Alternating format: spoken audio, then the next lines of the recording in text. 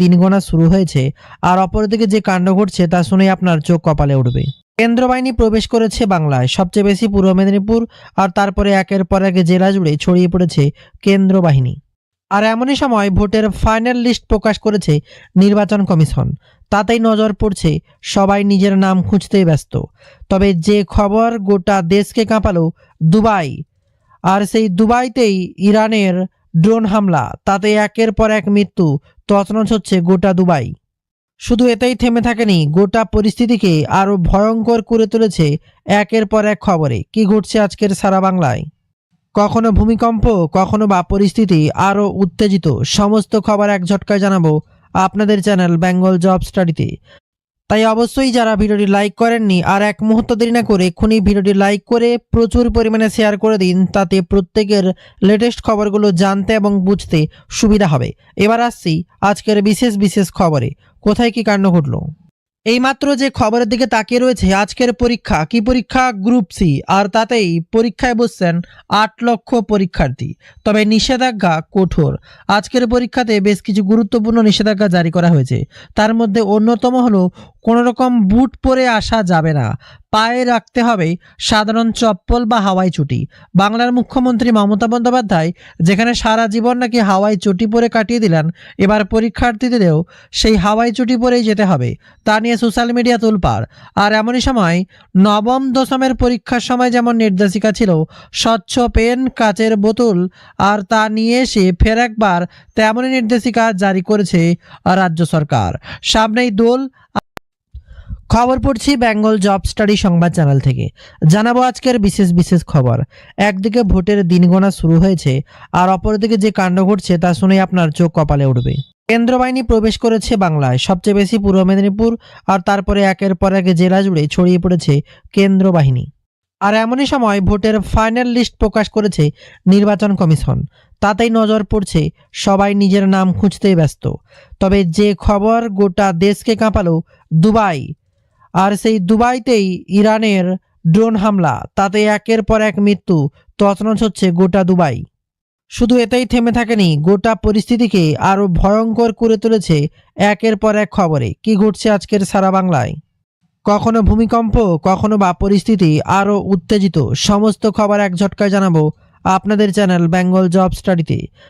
তাই অবশ্যই যারা ভিডিওটি লাইক করেননি, আর এক মুহূর্ত দেরি না করে এক্ষুনি ভিডিওটি লাইক করে প্রচুর পরিমাণে শেয়ার করে দিন, তাতে প্রত্যেকের লেটেস্ট খবরগুলো জানতে এবং বুঝতে সুবিধা হবে। এবার আসছি আজকের বিশেষ বিশেষ খবরে। কোথায় কি কাণ্ড ঘটলো? এইমাত্র যে খবরের দিকে তাকিয়ে রয়েছে, আজকের পরীক্ষা কি পরীক্ষা? গ্রুপ সি, আর তাতেই পরীক্ষায় বসছেন 8 লক্ষ পরীক্ষার্থী। তবে নিষেধাজ্ঞা কঠোর। আজকের পরীক্ষাতে বেশ কিছু গুরুত্বপূর্ণ নিষেধাজ্ঞা জারি করা হয়েছে। তার মধ্যে অন্যতম হলো কোনো রকম বুট পরে আসা যাবে না, পায়ে রাখতে হবে সাধারণ চপ্পল বা হাওয়াই চটি। বাংলার মুখ্যমন্ত্রী মমতা বন্দ্যোপাধ্যায় যেখানে সারা জীবন নাকি হাওয়াই চটি পরে কাটিয়ে দিলেন, এবার পরীক্ষার্থীদেরও সেই হাওয়াই চটি পরেই যেতে হবে, তা নিয়ে সোশ্যাল মিডিয়া তোলপাড়। আর এমনই সময় নবম দশমের পরীক্ষার সময় যেমন নির্দেশিকা ছিল স্বচ্ছ পেন, কাচের বোতল, আর তা নিয়ে এসে ফের একবার তেমনই নির্দেশিকা জারি করেছে রাজ্য সরকার। সামনেই দোল, আর তার আগেই পরীক্ষায় যেন মেতে উঠেছে এক অন্য মুহূর্ত। দেখা যাক এই পরীক্ষার পরে আবার গ্রুপ ডি পরীক্ষায় কি কি নির্দেশিকা জারি থাকে। আর দিকে যুদ্ধের খবর সামনে উঠে এসছে, আর তারপরেই ভয়ানক আপডেট। যুদ্ধ বাড়তেই রান্নার দাম বেড়ে গেল গ্যাসের। বিরাট বড় খবর। সিলিন্ডার আজ কত করে শুনলে আপনার মাথায় হাত পড়বে। মার্চ মাসের 1 তারিখ থেকেই দাম বাড়ানো হলো এলপিজি সিলিন্ডারের। বিশেষ করে প্রতি মাসের 1 তারিখেই একের পর এক দ্রব্যের পরিবর্তন হয়, আর এবার রান্নার গ্যাসের বিরাট পরিবর্তন। মাসের শুরুতেই বড় ধাক্কা।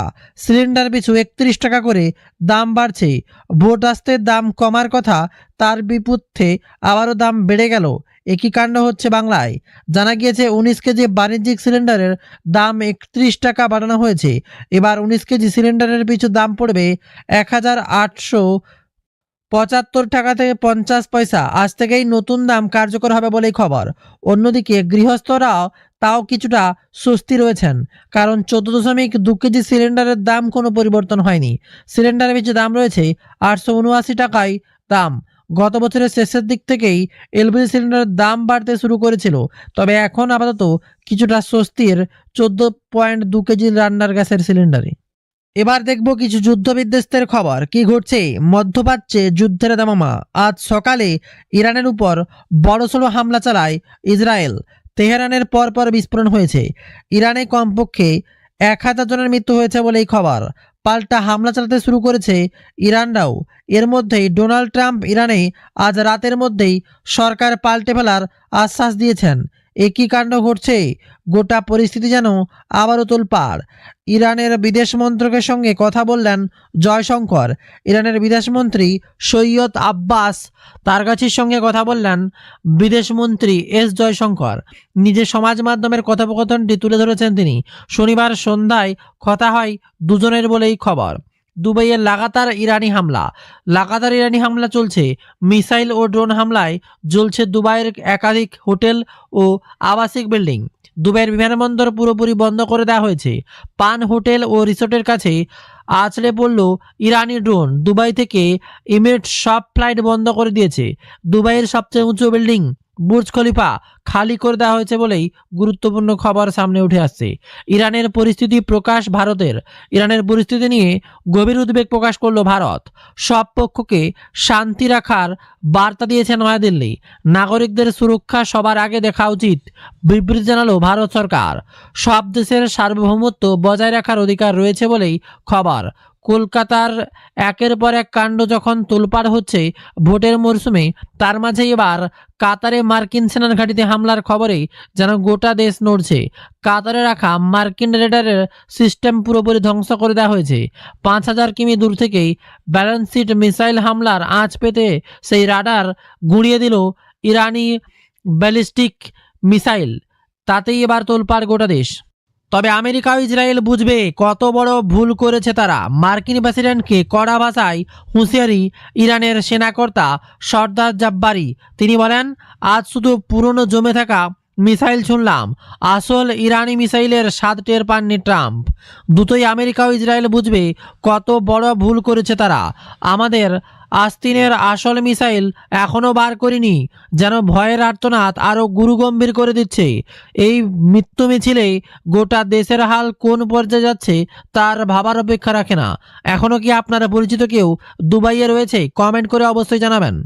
খবর আসছে ইরানের সরকার পাল্টাতে বদ্ধপরিকর ট্রাম্প। ডোনাল্ড ট্রাম্প বলেন, স্বাধীন হওয়ার সময় এসে গিয়েছে, নিরাপদে থাকুন, ঘর থেকে বেরোবেন না। খুবই বিপজ্জনক পরিস্থিতি, সর্বত্র বোমা ফেলা হবে।